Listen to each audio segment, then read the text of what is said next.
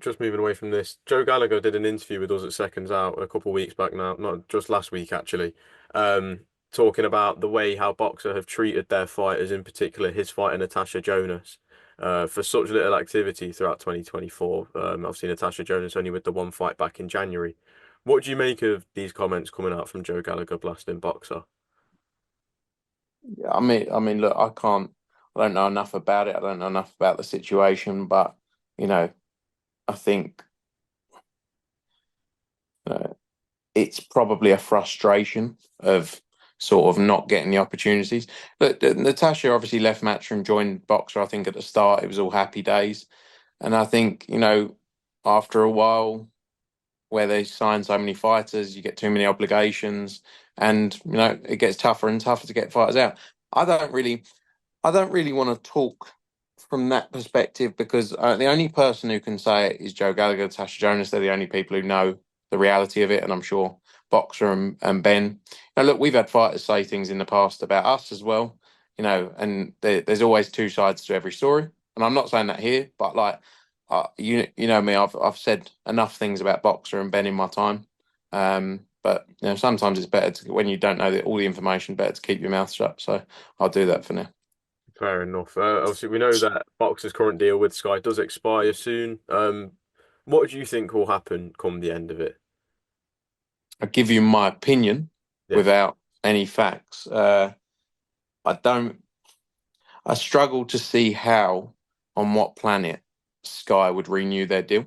Quite honestly, with them, and I said this the other day, and this is my opinion. If I was looking at it if I was a television executive or whatever they want to be called, looking at it and deciding where are we spending our money, what are we investing in, you have to look at the BOXXER stable and go, don't get me wrong, they've done some great fights over the last 3, 4 years, but they've been paid a lot of money. They've had a huge investment both financially and from a PR standpoint from the Sky machine. That maybe wasn't always there when we were there with boxing. And that's just the reality of it. I think they haven't built any stars that you'd be looking at and saying we must renew this deal. And I think you look at the names. Ben Whittaker is a star, but hasn't. They've mismanaged him completely. And the likes of the Liam Cameron piece, now they need to rebuild him from a boxing perspective, which means he isn't going to be a pay-per-view fighter, pay-per-view star for a few more years. Not saying he can't be, by the way, but I'm saying they've mismanaged the building of him, and have, I think, messed up his career, quite honestly, for the early part. Not Mm. saying forever, by the way. Yeah. Fraser Clark, I love Fraser Clark, but now he has to rebuild. He's not going to be in those big pay-per-view fights just now. And again, with Fraser, it's a bit like, look at Daniel Dubois. Everyone writ him off when he got beat by Joe Joyce 7 years ago, and look what he's gone on to do. So it's not the end by any means with these fighters. It's just a fact of you're buying something here and now. So as Sky, for example, you're buying a product now and you need success straight away because you've invested for 4 years. So you don't want to go and invest for another 4 years to then be like, oh, now we've got to do another 4 years and we're still, only now. So we're 8 years in and what have we got for it?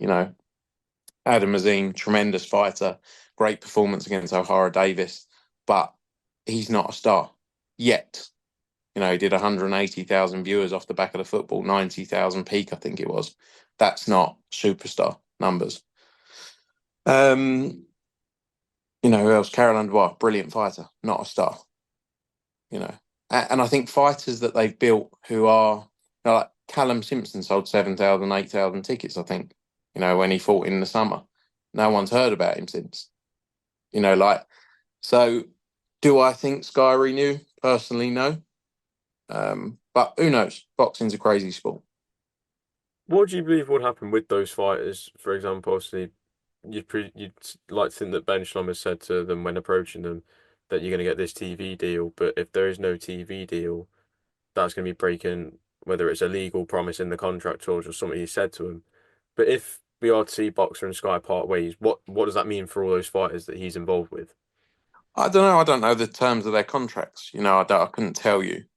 I think it's hard though to go and the reality of the situation. It's hard then to go and get a new TV deal off the back of getting dropped by Sky. If he was to get dropped by Sky, it's very difficult because for the last 4 years, he's called it the self-proclaimed biggest platform in boxing, which I'm not questioning how big Sky. Like we were there, it's not we chose to leave Sky.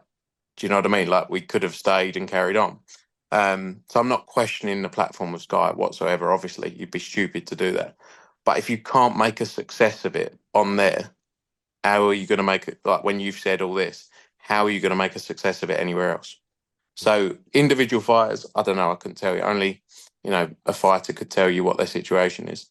But I don't know. He might stay with Sky. They might extend in some other form. They might carry on and say we'll do X number of show, or we'll do a non-exclusive. I don't know, or they may carry on doing what they're doing. But I think it's a very difficult position if they don't. And then just moving away from this last topic, this weekend in Texas, we see a fight that, even though I'm a young 18-year-old man and I may have seen the rise of Jake Paul, I still struggle to believe that he's actually going to be sharing a boxing ring in a professional fight against Mike Tyson this weekend. But like you said earlier, boxing works in magical ways, crazy ways at times. What do you make of this fight between the two? I think it's mad that it's happening, really, quite honestly. But we've questioned a lot of things over the years, and then they seem to happen. So you can't read too much into boxing. Nothing really surprises you. Um, I think love to see a Mike Tyson KO, but is it going to happen? Who knows? He's 58 years old, is he? Yeah. So I don't know. Interesting. That's all I'll say. What do you make? Obviously, I spoke to Danny Connor this morning, former Southern Area champion. He said things need to be asked to these sanctioning bodies who are approving a fight for Mike Tyson at 58 years old to have a professional fight. Do you think something does need to be looked into, especially after the health scare that led to them having to postpone the first original date? Yeah, look, I don't disagree with that. I think it's wild that it's being approved as a real fight, quite honestly. But again, so many things happen in this sport, and that's the commission have done that. It's not a sanctioning body, for example. It's the commission would have agreed that. But I don't know. I don't can't read too much into it.